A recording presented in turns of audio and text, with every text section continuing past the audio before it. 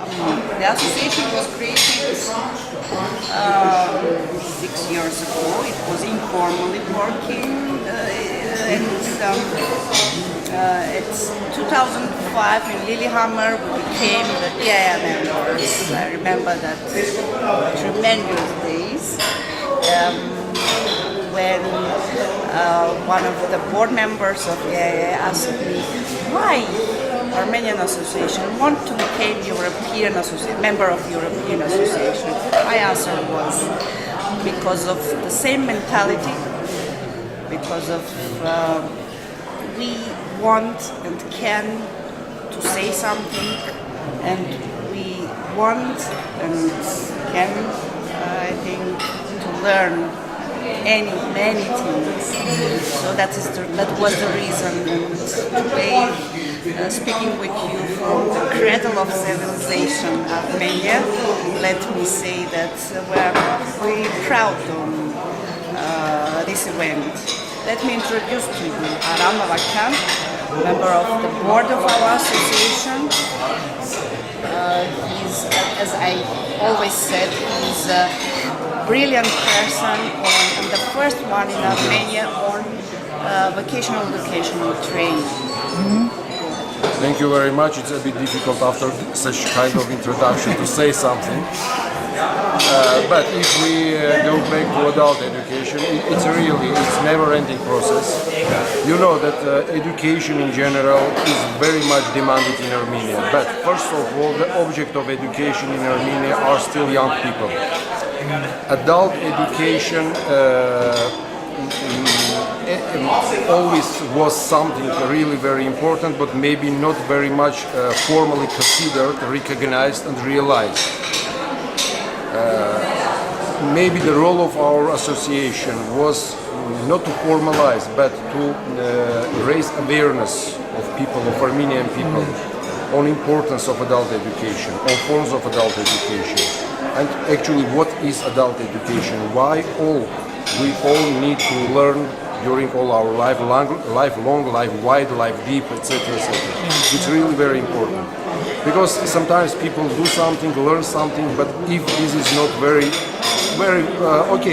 somehow at least organized or structured, of course it cannot be very much efficient and effective. Again, our role is to consolidate people around the idea of lifelong learning and adult education and try to make adult education in Armenia more targeted, more structured and more effective.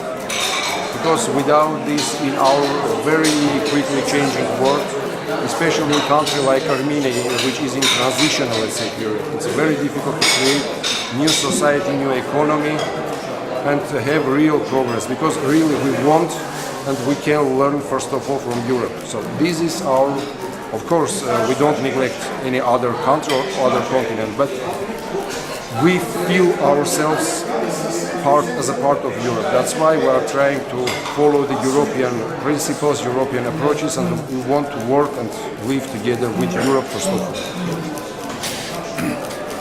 Sometimes when we try to understand the challenges in creating a learning society, we point to the fact of legislation, we point to the fact of funding, but also we point to the fact of attitudes, of how people think about education and learning.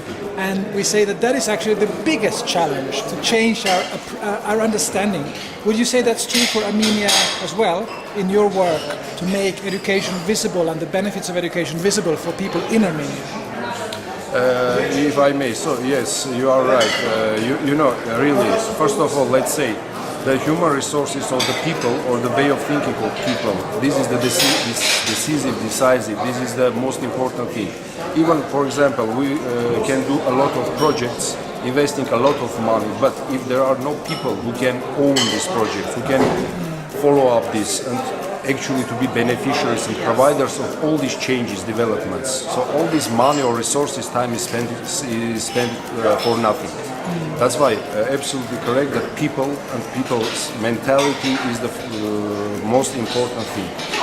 Unfortunately, after decades of a bit different sort of society, after let's say a bit more centralized, planned, and let's say, closed society. Now we are open, and okay, people should be changed. But this is very important, but also very difficult.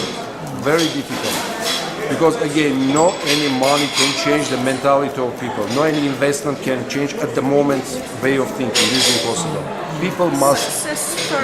Yes, people must pass through processes, must pass through digesting of ideas, of understanding, and first of all they have to see or they have to feel at least results of some success stories. They have to understand very practically that, for example, adult learning brings real results, real fruits, and these fruits can be beneficial for myself. In this case, I will maybe even pay for my education, for my learning, for my training, etc., etc. And this will be a new wave, new maybe tendency of learning of adults, already considered, conscious, and not just in a chaotic way, something which people do when they see the results and the benefit for themselves, for society, for the country. You mentioned the idea of networking, and you mentioned the idea of being part of a larger community, and you mentioned, for instance, Europe and looking towards cooperation. Now, if attitudes is one of the things that limits people's approach in a country, then prejudice and isolation are issues that limit the amount of networking that can take place. So do you feel that Armenia is still isolated or unknown to many people and many countries outside of Armenia? And that's one of the reasons it takes time to create the networks, because they simply don't know about you enough.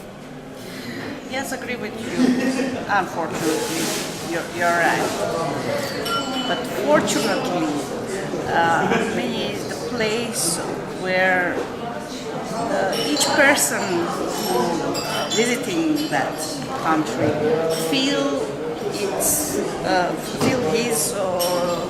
or herself as in the motherland, because they find their roots here, and that's not only words, it's really cradle of civilization, and we are open for everybody.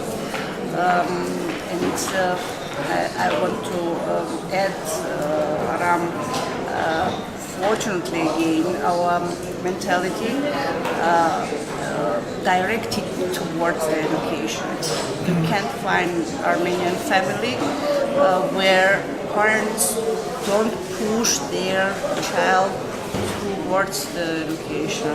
Today it is higher education only, but we believe that tomorrow... Mostly. But we believe that tomorrow it will be lifelong learning. Vocational education, yes, other types and forms of... It's necessary to propagate.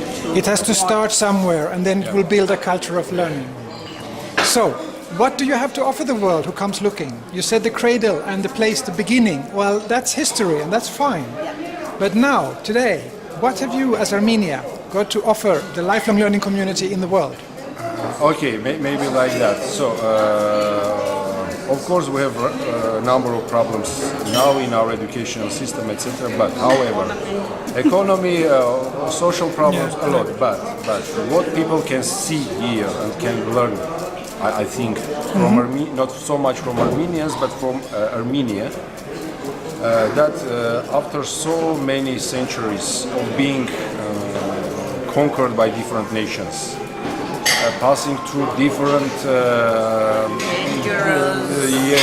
disasters, etc., losing maybe 9/10 of our territory. However, we are still alive. Armenia is existing. Armenia is there, and thanks to education.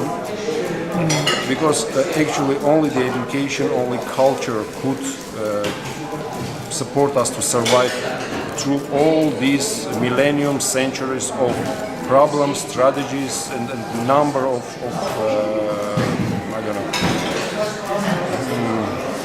not just obstacles, but many things which standed on the way of our development. if our historical route would be very smooth and good, maybe now would be much stronger, much better, etc. But in that case, maybe we wouldn't have something interesting to show. But now we can show that the nation which passed so difficult history now is still there, and thanks to education, thanks to learning, we are still something at least. And we can organize, why not, EAEA General Assembly here also. But what happened? Yeah, sorry, yeah. Let me add, sorry. And the slogan of our conference and that event, learn today for create your tomorrow.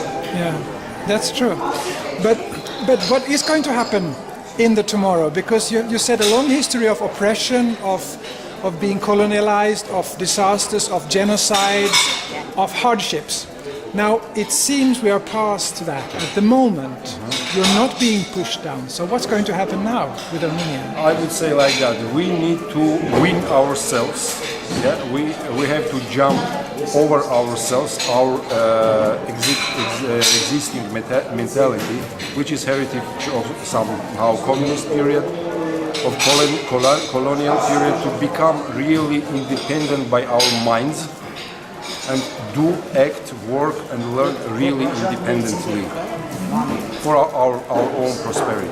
So this is, I think, the next step, to become more independent, but first of all, I say, by our mind. Not formally, not legally, but in our mentality. So human resources, educated human resources, that is the thing Armenia can provide to the world, and partially adult educators. Thank you. Thank you. Thank you.